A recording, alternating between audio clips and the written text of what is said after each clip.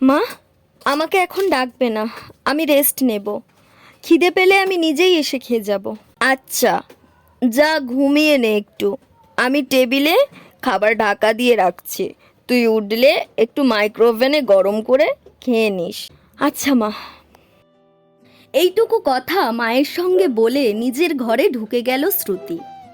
এর বেশি কথা বলার ক্ষমতা কিংবা ইচ্ছে আজ আর ছিল না শ্রুতির।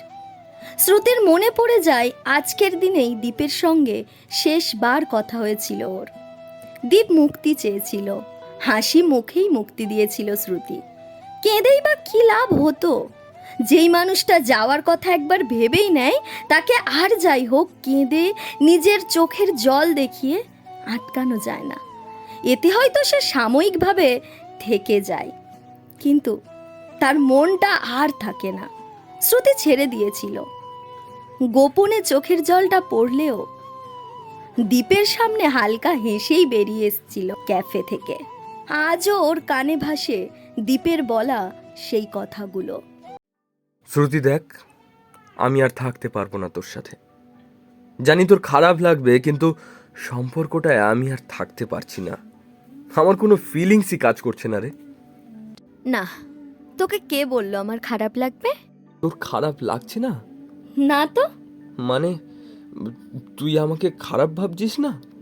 না রে, আজ যদি আমি তোকে খারাপ ভাবি, এটা আমার মেন মেন্টালিটি হয়ে যাবে। কারণ তুই ফিলিংস না থাকা সত্ত্বে কিভাবে থাকবি? তুই থেকে গেলে সেটা পাশে থেকে ঠকানো হবে দীপ। তার থেকে এটাই আমার ভালো লেগেছে যে তুই বলে দিয়েছিস যে তোর আর আমার প্রতি কোনো ফিলিংস নেই। তোর তো আছে শ্রুতি। একতরফা। ওটাও মরে যাবে একদিন, বা হয়তো খুব গোপনে থেকে যাবে। জানিস তো, একাই ভালোবাসতে বাসতে মানুষ এক সময় প্রিটেন্ড করা ছেড়ে দেয় ভালোবাসি, কারণ সে ক্লান্ত হয়ে যায় ওই পাশের মানুষটার থেকে রেসপন্স না পেয়ে। আসলে কি জানিস দীপ, হতে পারে তুই আমার প্রথম ভালোবাসা, কালের নিয়মে সেটাই থাকবি, কিন্তু হ্যাঁ, আমার মধ্যে ঠকে যাওয়ার যন্ত্রণাটা থাকবে না। একটা মানুষ আমায় ভালোবাসে নিয়ে এই ব্যাপারটা মেনে নেওয়াটা খুব সহজ। এতে জটিলতা থাকে না, হ্যাঁ, কোনো আক্ষেপও থাকে না। সবাই সবাইকে ভালোবাসতে পারে না দীপ, এটাই স্বাভাবিক। আমরা বন্ধু হিসেবে থাকতে পারি শ্রুতি? গিল্টি ফিল করছিস? করিস না। হ্যাঁ, আমার তোর প্রতি কোনো অভিযোগ নেই, কোনোদিন ছিলও না, এর পরেও থাকবে না। তবে বন্ধু হিসাবে থাকতে বলিস না প্লিজ। তোর শুভাকাঙ্ক্ষী হিসাবে থাকলাম না হয়। প্রতিটা জন্মদিনে একবার করে উইশ করাটুকুই আমাদের সম্পর্ক থাকুক। কারণ তুই বন্ধু হতে পারবি, কিন্তু আমি, হ্যাঁ, আমার এই ফিলিংসগুলো নিয়ে তোর বন্ধু হলে আমার এক্সপেকটেশন আরও বেড়ে যাবে রে। কন্ট্যাক্টে থাকিস প্লিজ। আমি তোর প্রেমিক হতে পারলাম না, কিন্তু নিজের সব থেকে ভালো বন্ধু তোকেই মনে করি শ্রুতি। বললাম না, আমি আছি। আজ থেকে 10 বছর পরেও যদি তোর মনে হয় একটা কাঁধ দরকার, একটা সান্ত্বনা পাওয়ার মতো হাত দরকার, একটা ক্লান্তি মুছে দেওয়ার কোল দরকার, আমি আছি, এইখানেই আছি। আমাদের রাস্তা যেখানে শেষ হলো সেইখানেই আছি তোর জন্য। আর বিয়েতে ডাকিস কিন্তু। শ্রুতি, হ্যাঁ বল। ভালো থাকিস। হ্যাঁ, তুইও। আর best wishes for your future. ভালো থাকিস।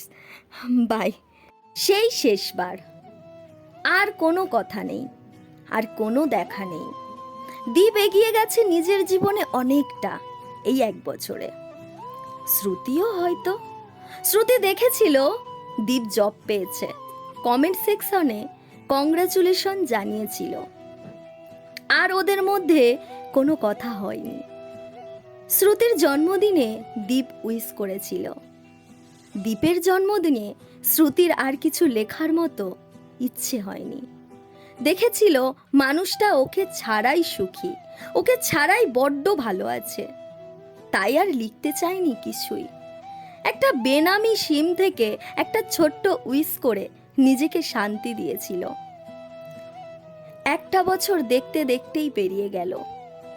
নিজের ফোন থেকে দীপ আর ওর একসাথে তোলা একটা ছবি বের করলো শ্রুতি।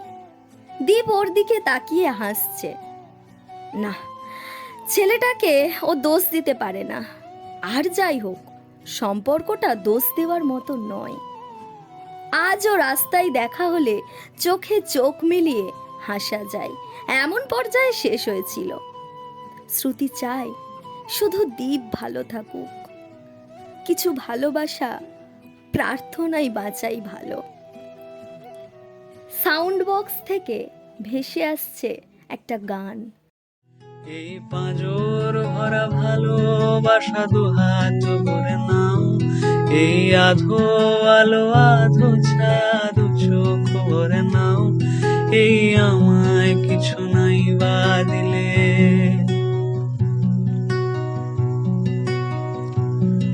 এই আমায় কিছু নাই বা দিলে নিজের করে নাও।